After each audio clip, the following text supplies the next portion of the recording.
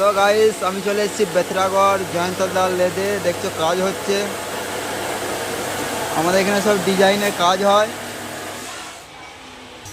দেখতে পাচ্ছ gate grill কলাপসাল gate সবই তৈরি হয়।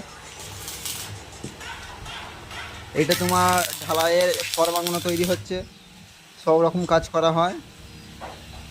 আমাদের সামনে দুর্গাপুজো এখানে গেটের কলকার ডিজাইন তৈরি হচ্ছে, কলকা তৈরি হবে। এই দেখছো কলাপসাল গেট, শাটার, ডিজাইন গেট সব রকমই তৈরি হয়।